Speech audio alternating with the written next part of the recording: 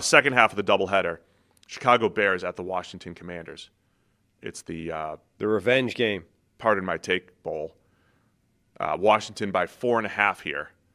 8:15 Monday Night Football. Over under 49.5. So yeah, it's the Hail Mary revenge. Tyreek Stevenson revenge tour. The Amazon Prime Al Michaels revenge because they gave him a 12-7 game. I think that's what set him spiraling on Thursday Night Football. This was the game a few years ago. Justin Fields versus Carson Wentz, if I remember correctly. But even last year, like this was the game that both their seasons basically swung on this game. Were they both 4-2 when they went into the game? I don't remember. But Chicago certainly had started the season really well and were looking very good. You know, Caleb Williams had not exactly been lights out for that stretch, but it was looking pretty solid, and the Bears were winning games and all the vibes were good. And then the Hail Mary thing happened, the Tyreek Stevenson, meme, the whole thing, and did they win a game from at that point? One game or something? They didn't win a game until week 18. Right. They won one game after that, and it was the last game of the season, and they weren't, just ridiculous outcome there. Meanwhile, Washington then goes on this run and starts becoming a very good football team and ends up making it on a playoff run. Like the whole season for both teams pivoted on that game. So, yeah, there's so many stories, obviously, with the quarterback situation, just starting with Caleb Williams, number 1 overall, Jaden Daniels, number 2 overall. At that time last year, remember, Caleb Williams, so the Bears are coming off this bye, and maybe we get too much into narrative type stuff or whatever, but we used to do the Sam Darnold narrative. Like, hey, he's a big first 3 weeks of the season, he's been really good, but it's always fallen apart. Like the first 3 starts for Sam Darnold are always good. My Caleb Williams narrative that might or might not matter is the 2 good games in a row. Yeah. Is the fact that we've seen that before. We've seen stretches of 2 good, 2 bad, 2 good, 2 bad. We've seen it. And then my initial offseason opinion was that the Bears might take till midseason for Caleb Williams and for Ben Johnson to really get on the same page. Williams is coming off a pretty good game. Like, he's been more consistent this week, but can you start to string together this stretch 2 weeks ago or 2 games ago against Dallas, 4 touchdowns for Caleb Williams, and they were dialing it up, and they had all these downfield throws, but it was against Dallas's defense that's been doing that to everyone. So can they get some semblance of consistency here for that passing attack in Chicago? Yeah, I think that's the big thing. Caleb Williams has been wildly inconsistent for his entire NFL career, not necessarily within games, but back-to-back weeks. Generally he's just all over the place. And the good stuff is really good. He has stretches where he looks like he can run the offense within rhythm and everything's dialed in. It just is efficient, neat, quick. Then he has those incredible plays where he's just impossible to get to the ground. And then it just doesn't always happen. It's not consistent the entire time. It kind of was against Dallas, but as you said, it's the Dallas defense that is on historic, rates for bad defense in various ways. So the big question becomes, can you do that now? Coming off a bye week, can you just show it again against a team I would imagine he's pretty motivated to show up against, right? Because, he must be aware that all the like what we talked about yesterday, everyone right now would say Jaden Daniels is the guy you would want number 1 to redraft. Hey guys, real quick, only 40% of our viewers are actually subscribed, so let's change that. Hit that subscribe button, and now let's get back to the action. That probably doesn't sit particularly well for Caleb Williams, even if he recognizes there's truth to it.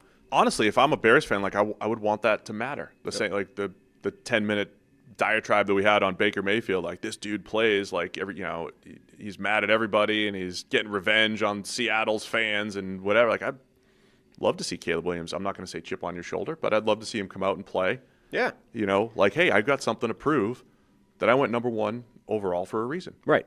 A motivated Caleb Williams, I think, would be a good thing for them. The fact that they've had a bye will be an interesting element as well. Like we've talked about, maybe we're just projecting or creating this story out of, that isn't really there, but this idea that the longer Ben Johnson works with Caleb Williams, the better things will be and the more they will be in sync and theoretically, therefore, the more consistent and productive they will become.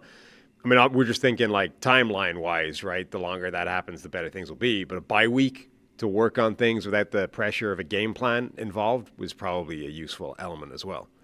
So I think that side of the ball is fascinating. I think the matchup between the Bears receivers and when it comes to the bye week stuff, I am interested in that happening earlier in the year, where you've got 4 games under your belt. The Ben Johnson and Caleb Williams now find, okay, here's what we're going to do. We're going to feature Luther Burden more. We're going to get Colston Loveland involved more. We're going to adjust the scheme to your strengths because we've got 4 games, and now it's time to get back into the lab and go get after it for the rest of the season. Interesting time, I think, for Chicago, given that relationship. So I think they could have success on the outside, receivers against Commanders, corners.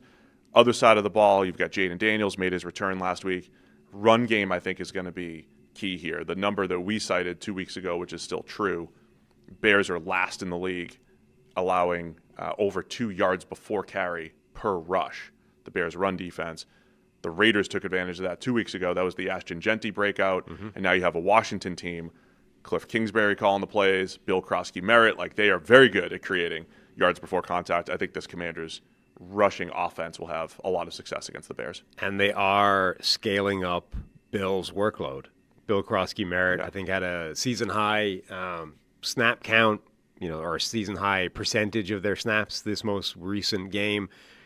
He's clearly their best and most dynamic running back. The question is, can we trust him enough to play, all the downs that we want him to? They're getting closer to that, even if they haven't quite got there yet. So, yeah, I would imagine this is a game where Krosky-Merritt could have a significant impact. And then, I just want to see how much, the Jaden Daniels design run game is incorporated for the rest of the season, right? He's already missed 2 games due to injury, missed a couple games last year. Kind of goes back to the Bills and Josh Allen and how much do you want to lean into that. I thought the Commanders leaned into it at the end of last season quite a bit and said, hey, we're trying to make a playoff run here.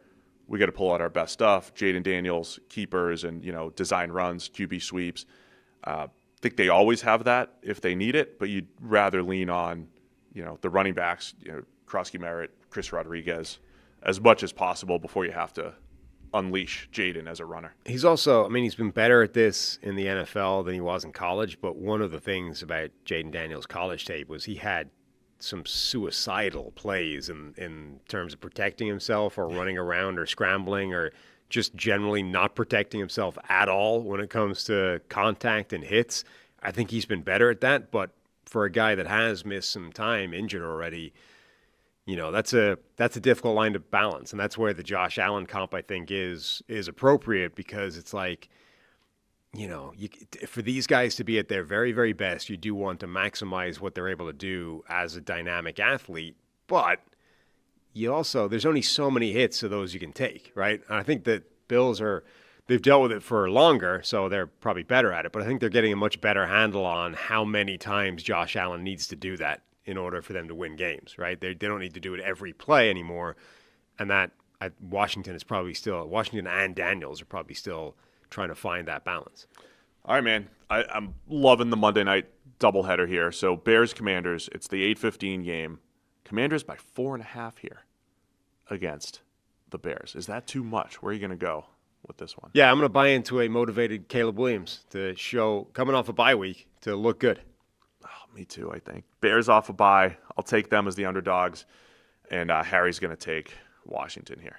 Thanks for watching all the way to the end of the video. Check the Mic is live every Monday, Wednesday, and Thursday, so be sure to hit the subscribe button so you don't miss a thing.